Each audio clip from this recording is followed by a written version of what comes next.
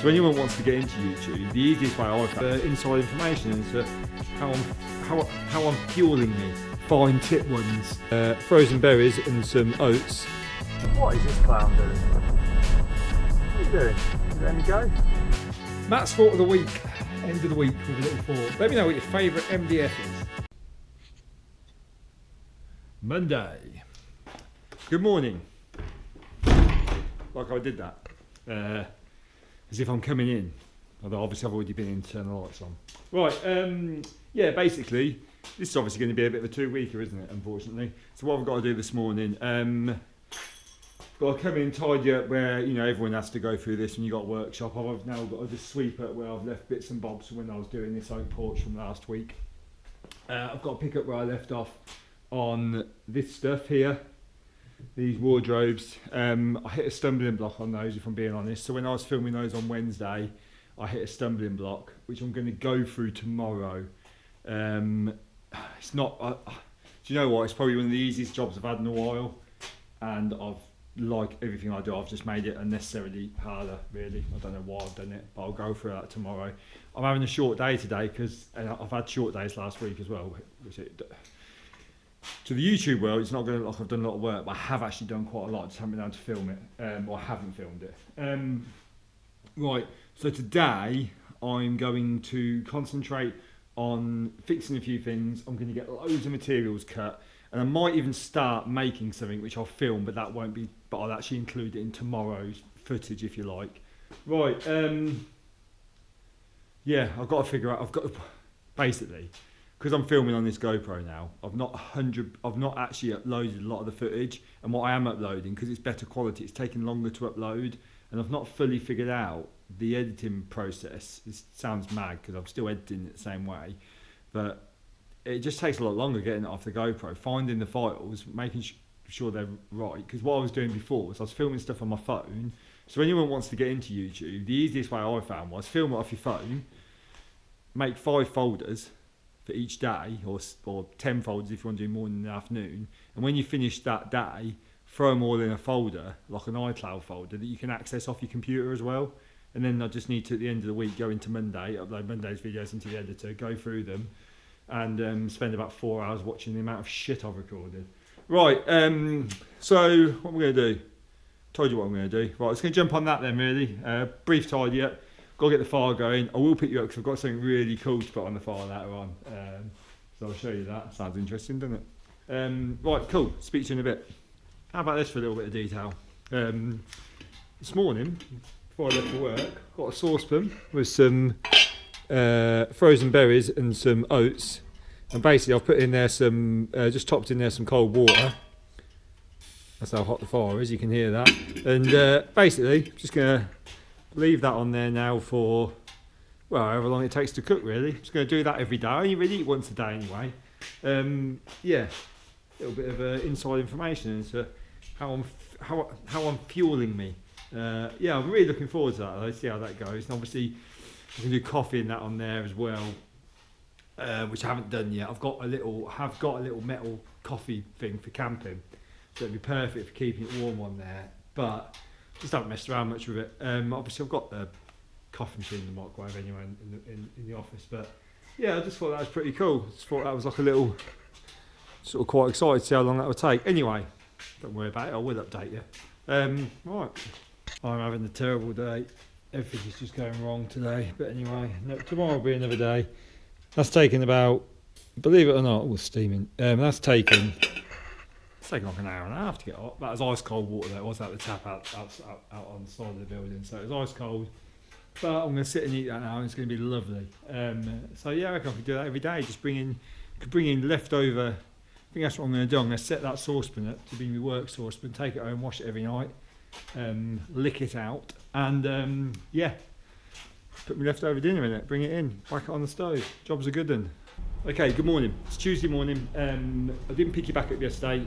Basically what I was doing was I was making these doors, which are for this set of wardrobes, which I put on the screen last week as well. I don't know if that footage has turned out. I'm really struggling to get it off the GoPro. But anyway, I've got to carry on in this format to hopefully increase the quality of the filming, and then I can go back to my original ways. I'm just struggling to do all the time lapses and the sequences with this camera. I'm going to explain. I had a really awful day yesterday. Basically, I made a bit of a cock up the other week when I was measuring. I'm going to go through it at the end of the day, but just to like fully sort of explain it, what I am going to do today is we're going to build the carcasses. So I'm going to do a sequence of me building all the carcasses, and then we'll pick up at the end of the day. There'll be a bit of a talk through on the sequence, I think, or something, I don't know. I'm just going to show you now how I'm making the doors though, because I've done 2 or 3 different systems, and if it wasn't for the bad day I had yesterday, I'd say this is the best system. I often think it is for MDF, so I'm just going to whack you and show you. If we can see that there. So basically,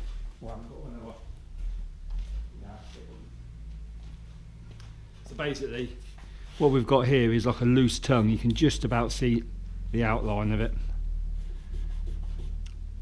which I bang in flat at the end. You can see I've just sanded off.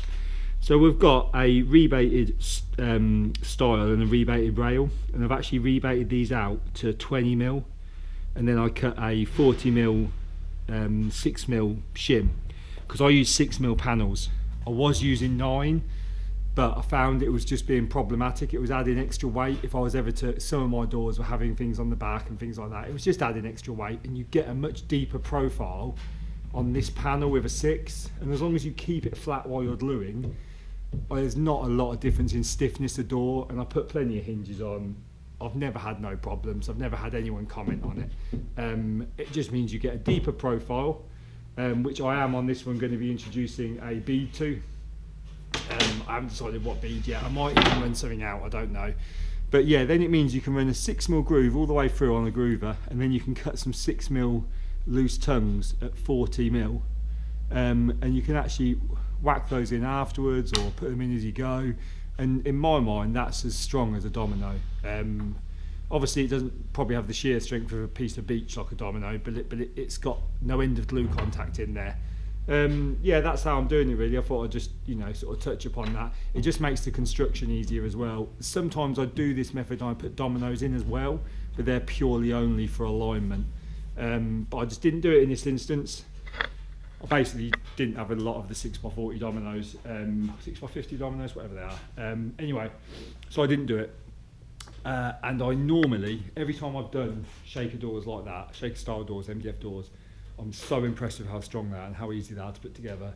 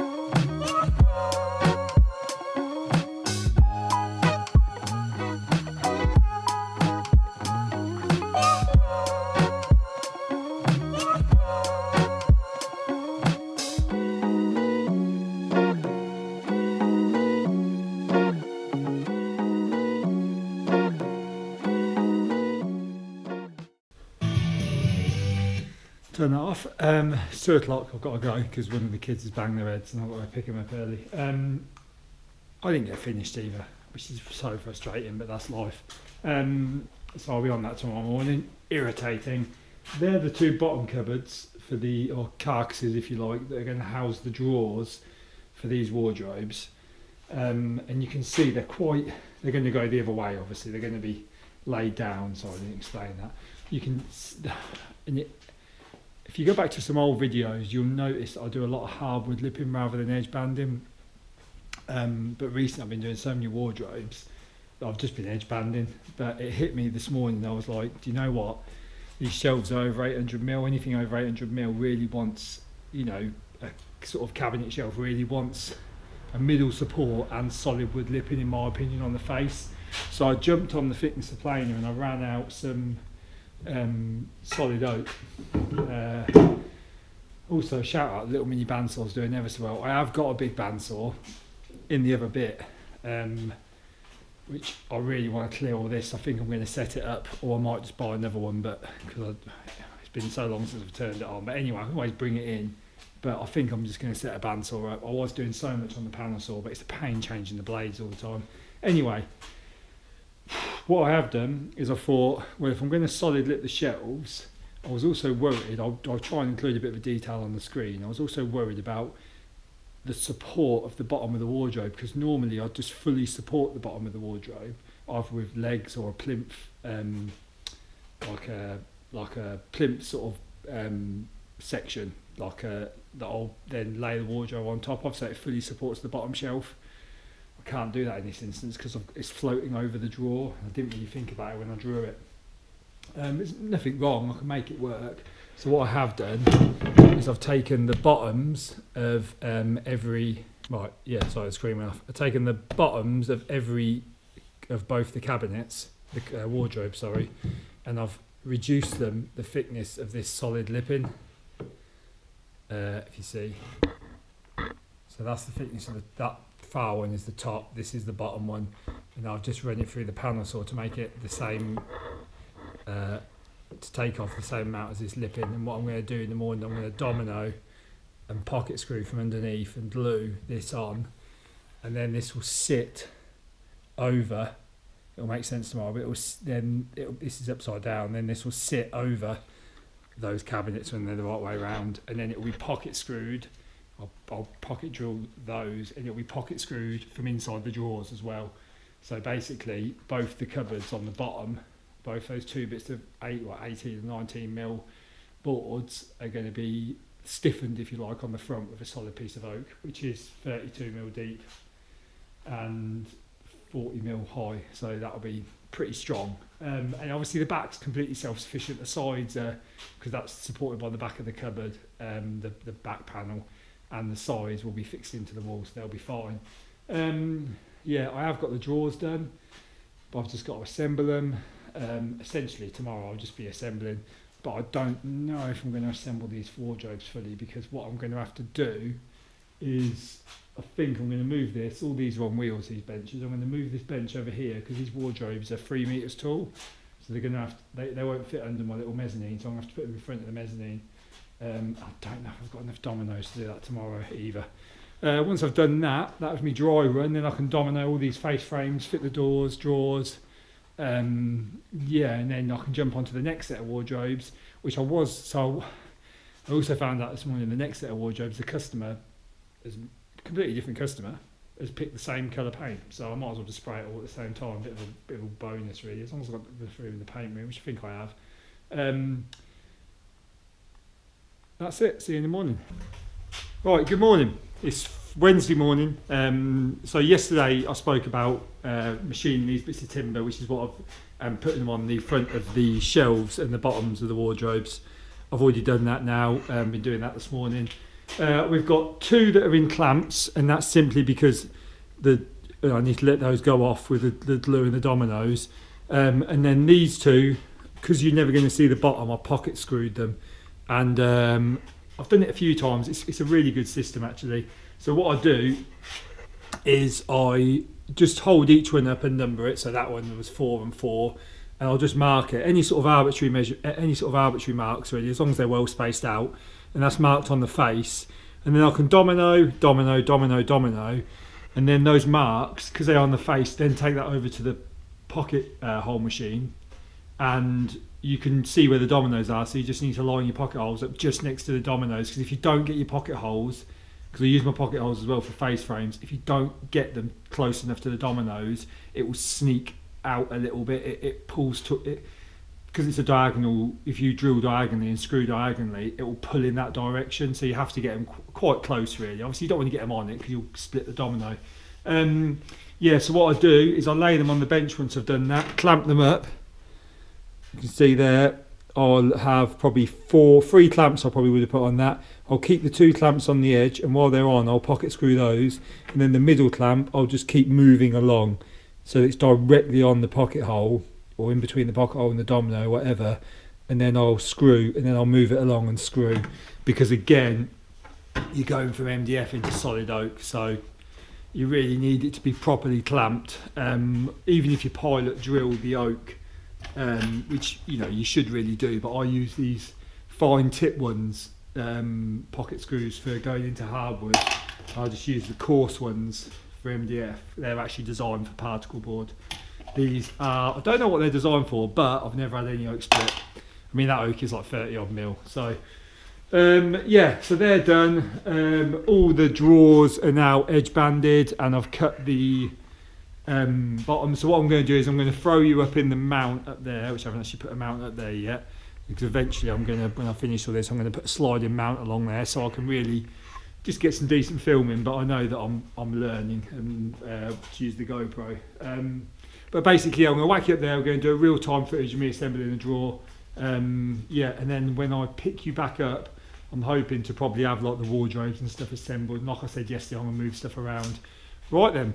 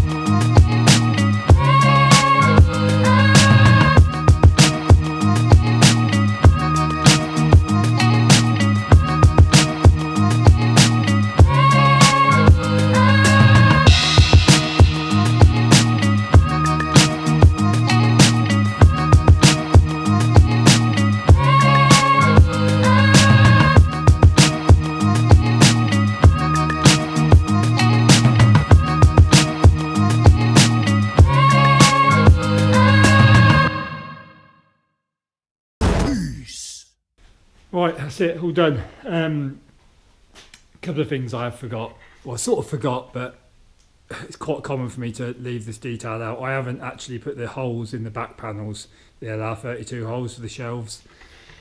Normally cut the back panels at the end when I do kitchens, because for wastage I just cut them all in one go. And then sometimes I end up drilling them by hand for that reason, and I've just adopted that when I've done the wardrobe. I've just, for some reason, I could have cut the back panels first, or when I've done everything else when LR32, and just put them in that rack. But I didn't. Oh, you scared me, Lula. I wonder what you were doing. Yeah, so A couple of details I didn't include, and that is, if you see here, what I had to do is I had to get the track saw out. Because we've got this solid piece of oak that's glued, I've glued that onto there, and then I've dominoed it so it'll accept the face frame. Obviously you've got that, you know, you've got a slight difference there. I mean, it's inside the wardrobe at the end of the day, so it's a pretty good match, to be fair. That bit is. Some bits aren't going to be quite as good. But basically, yeah, sorry, waffle. I had to cut the bottom of the drawer. This is like an extra support piece just to take the end of the panel, because the drawers, there's an 18mm overhang on the face frames, which I'll put in tomorrow, which covers this raw edge of MDF, and then the drawer will sit nice and neat against that with like a 2.5mm margin. But what I did was I rebaited with a track saw the carcass so that this solid piece of oak goes all the way over, and I can pocket screw from the inside. So basically, because that wardrobe is about 1 metre wide, there's going to be a fair amount of whip in the bottom of that, and the only way to resolve it was to have put 2 drawers in with a central support. But the drawing the lady showed me when I priced the job was just 1 drawer at the bottom. Whether or not she just picked something online and she would have been happy with 2 drawers, I don't know, but I just went off that. And then as I was making it, I was like, oh, do you know what, that's too much sag and whip. I mean, the shelves are going to be fine, especially by the time I put those holes on, because well, that's 27mm, sorry, by 38mm, bit of solid oak on the front, so that'll be fine. Plus the face frames. It's just normally my face frames are done out of, I don't do a lot of MDF furniture, if you know what I mean. Like, what I have been doing recently, most of my stuff is sort of solid wood kitchens. So there's very little rigidity in the face frame. The MDF, that will sag itself, although it is cut the other way. I still think it will sag. So I've just hopefully over-engineered it, but there we go. So tomorrow I'll get the face frames on, get the doors on, just have a dry run. Oh, and I've obviously changed the workshop around. Yeah, these benches, they're on wheels. All you got to do is lift them up, lift the bench up, take that little screw out, and it just flaps underneath, and then you do the same the other side. You can just move them around. I think I've moved them in one of the other videos, but sort of why I did it really, because I knew every now and then that I'd have wardrobes that would be taller than 2.6, which is roughly what I get under there. These are about 2.780 or so, I can't remember what they are, but they're obviously taller. So yeah, is what it is really. They'll just have to be there for a while now, because what I will start doing is I'll start making the second set of wardrobes so I can do all my spraying in one time. So that second set of wardrobes will actually go against that wall, so it shouldn't be too bad, to be honest with you. It should be nice and straightforward, and I've still got to get rid of all this rubbish. I'm telling you all of that. Right, I'll see you in the morning. Right, good morning YouTube. It is Thursday morning. Yes, Thursday morning. I've got a short day today. I've had to drop the kids off at school and I've got to pick them back up, so it's a bit of a bugger. But shout out Michael for giving me this dash cam, because it means I can record you on my way to work, save a little bit of time. So what I'm going to do is jump in the workshop, get the fire going, get all the face frame bits lined up with the dominoes, put them on, sand the doors, get them hung on the hinges, and yeah, make sure everything's working, and then I will pick you back up, because that's what I do, have a little chat, and then I'm going to start the next set of wardrobes. I don't know what I'm going to get done on that. I'm just going to do X amount for the rest of the hours I've got in the day, whatever, it doesn't matter, there won't be no show. And basically I'm off tomorrow, so it's not going to be a very productive week, but basically probably, yeah, anyway, I'm off tomorrow. I've got to take my wife to the dentist, which I wouldn't normally have to do, but she's having some teeth out, so it's quite a major thing. Unfortunately not the front teeth, but never mind. And basically I'm then going to call back in on this job, got to meet the roofer, and I'm going back to this set of wardrobes to put some cable management in, because it was always planned, but he didn't have his monitor up and running, he hadn't had stuff in the room, so he's now got it all up and running. They know exactly where they want it, so got them on the van, and I've got to get my van in for service as well, so it's not really a filming day really, I don't think, because I might not even oh, and I've got loads and loads of pricing to do. I've just picked up so much work in the last 2 weeks, and I had enough anyway really till sort of probably middle of the year, let me know, but yeah, I've just been had so many inquiries. Yeah, it's good, but it's just gets a bit stressful when I've got too much on, which is why I sort of preempted this. It's why I'm thinking about just staying on wardrobes, because then it just keeps my head clear. I can systemize it more. I see some of these people churning out wardrobe after wardrobe. I'm not going to lie, I'm good at it. You know, I can make it pay, and I'm good at it, and I've got the facility to do it. So I just think, do I just focus on doing the wardrobes? Having said that, I've got a little kitchen to do. Mind you, wardrobes and kitchens. That's it. Wardrobes and kitchens. Don't get involved in anything else. Ain't going to happen, is it? Right, pick you up in a bit.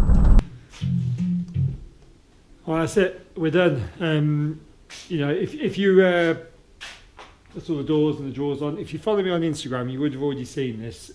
So apologies. I don't normally put stuff on Instagram, but over the Christmas break, I had an opportunity to just sort of, I had an opportunity to sort of stop and think about, you know, do I need to promote my work and stuff? And I just thought I'll be a fool not to put like at least the last few jobs on. I've got so many from early on in the year and last year I've not put on, and it does generate a fair bit of work, but I don't really need it. So I started doing it, putting stuff on, and I was like, oh, do you know what? I'm picking up work from Instagram, not on booked anyway. So yeah, I've sort of just been putting stuff on stories this week. I don't know what I'm telling you. That's what I do. Just talk. Yeah, there they are. With them open. So the issue I had, which I didn't really go through, what slowed me down on this, is I've had to make this infill a lot bigger, and I've had to pack the wardrobe off. I've actually had to make that door 10mm smaller as well. I've had to off-centre it slightly. Yeah, basically there's a radiator on the job, which is about here somewhere, and there's a little valve on it, which I measured and documented when I did the room, but sort of I only measured to where the valve was, not the radiator, because that was the proudest point. And then we sort of went for this design where it was going to be a drawer at the bottom, and of course the drawer will hit the valve. So I made it all work for that, the depth of the drawer, and then I just thought, do you know what, as I started making it, I thought, I don't know. I just, you know, measured a few valves off of radiators at home, and like, well, they're roughly this far away. And I thought, I better double check just the day I started making. I think I've done all the rails and styles, but I hadn't assembled them, so I had an opportunity then to make them smaller, not any bigger, obviously. Yeah, I went and measured it, and it's got like a bleed valve thing sticking out, and there's nothing, and it's quite heavy, it's quite big, and it's tighter to the valve than what the ones are in my house. So it meant I had to tweak things. I was looking for 20mm. Yeah, so that just caused me a few issues. It's a bit frustrating because I do document the room. I've got ever so good at that in this last year. Easy for me to say. Documenting where the radiators are, windows are, things like that. And I documented the tightest point of the radiator, and then we changed where the doors opened, sent me some pictures of what she'd actually like, and basically I was like, do you know what? I haven't measured I don't know how much I've got to play with. So it just meant I couldn't really crack on with it. I think it was the end of last week as much as I wanted to. I had to put a bit of a break in it, and also the filming wasn't very good. I've lost so much footage. I had so many technical issues as well, just getting it off here onto the laptop. But I just thought I'd end the week saying, this is it, my week done. Although it's Thursday, but I'm not working tomorrow. And I thought, we're going to do a new thing, Matt's Thought of the Week. And my Thought of the Week this week, I just started, I've been a couple of hours now, I spent on them other wardrobes, so I'm not going to, I didn't film, I'm not going to show you, I'll pick all that up next week, but the next set of wardrobes. But when I was doing that, I was going in the rack, and I was getting out, all the different MDFs I've got, because I've basically, I didn't really discuss this, but I used, on these wardrobes, I've used the pre-primed Spanilux, that is, which I did used to use Spanilux when I was doing some MDF furniture, probably, what are we talking, like 5 years ago maybe. I was using Spanilux, and I was using the pre-primed, and I always thought it was brilliant, I loved it. But I did a series of jobs, and it's why I bought the Festool LR32 actually. I did a series of jobs in this woman's house where she wanted these wardrobes, and she didn't want she didn't want this detail, you know, like the arris or she wanted it to be completely flat on all the shakers, completely smooth. And I always try and avoid doing that because you will get stress cracks and like slight thermal reactions, especially in solid timber, which will mean the little cracks, stress, you know, you'll get like little hairline cracks over time. So I try and put the arrisings, this natural break in the direction of the timber, in this case the MDF. Even with the MDF, you will get a little bit, even with dominoes, glue, the lot, over time. So but I had to do it. And when you do that, it means that you end up sanding it flat once you've assembled it, and you end up sanding the primer off. So I stopped using the pre-prime stuff. I went to Spanlux, just the stuff that they were supplying, and I was really happy with it. But I just noticed the edge of Spanlux wasn't quite as good. So I went to Medite Pro, I think it's called. So on the bench, what we got here, that's the Medite Pro, if you like, green core. That's the Spanlux pre-primed. I haven't got any Spanlux unprimed. And then that's Finsa. Well, during COVID, I started using Finsa. Not because that's all I could get. I just started using it because I heard how good it was. But I wasn't doing so much spraying, and I was mainly getting someone to hand paint for me. I noticed you kept getting these little ripples and stuff only on certain boards. I couldn't work it out, and you got rid of it, and it never really became a problem, especially with brush strokes on the work. And I just thought, no, sod that. It's quite expensive. I'll just go back to Medite. And then since COVID, I've noticed the face of Medite has got terrible when you try and do anything. And I've been changing my painting technique because I've started spraying. So therefore I didn't know how much of it was down to me spraying, but I've had done a little bit of hand painting. And I was like, do you know what? Even when you hand paint it, it just looks awful. In particular, anything below 18 mil, 15, 9, 12 and 6, where it's all solid green core. Because if you look at the Medite, it's actually it's got a brown facing to it, and sorry, just got to make sure you're on. And that brown facing used to paint lovely, but now I've noticed, like even that brown, even the green facing is terrible. I've noticed that for a while. But the last few jobs I've had with the brown, and it's not Eco Timbers where I get all my panels from, Eco Panels Northampton. I did query it, but they keep their stuff so nice, neat and flat and at a good temperature. It's not got damp. It's just I just think the quality's gone personally, whether or not it was a supply issue. So I thought, I'll switch back over to the Finsa. And I had the same issue. And I think I figured out what it is. I think they're like calibration. I think they're marks from the calibrating sander. I think they're dimples where it rolls through the sheet sander at the end of its process. And I think on the other side they're lines from the sander. Because obviously they sort of thickness sand it, calibrate sand it on the sheets when it comes out. To be honest with you, it doesn't matter because you've got to build it up with the primer and sand it back anyway. So now I sort of know what it is. I don't really care because you get rid of it anyway. Now I know it's not like a defect. The Finsa is the best, basically. That's what I'm getting at. I thought I'd do a little review, thought of the week. I'm going to use Finsa going forward. I thought I'd use this pre-prime stuff because it will save me a little bit of work, and the next set of wardrobes is slab doors, so I haven't even got to worry about like these bits here.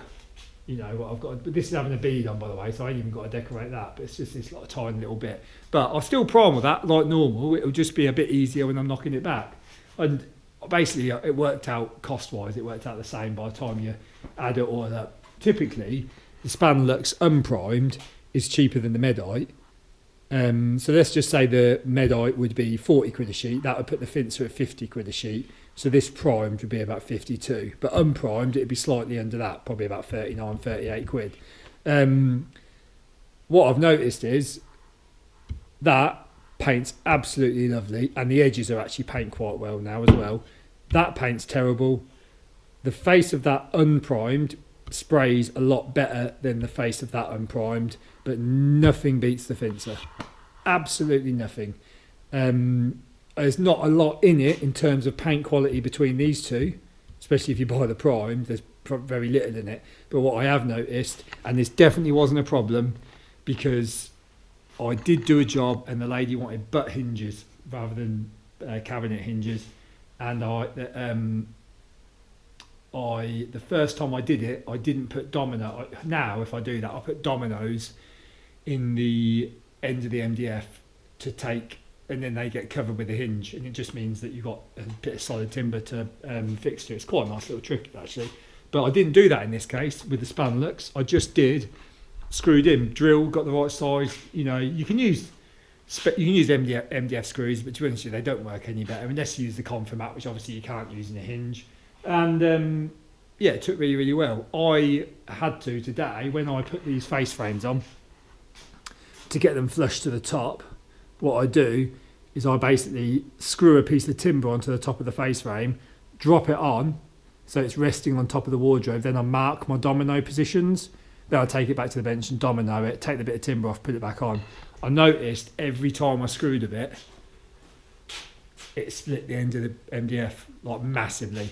And I thought, oh, maybe you should pre-drill that little bit. Or, you know, it doesn't matter anyway because it's only the edge that it gets covered. But I thought, oh, I'll give it a go on the Finsa and the Medite. So I did. That didn't split. So yeah, even if the spandlux was painting as well as the Finsa, which I think it probably is, it's shit inside, absolute dog shit, like the way it's glued together, which is probably why it's a little bit cheaper. Right, that's my thought of the week. However interesting you thought that was, I don't know. That's up to you. Maybe let me know what your favourite MDF is. Right, I've got to go because I've got to go get the kids. See you next week.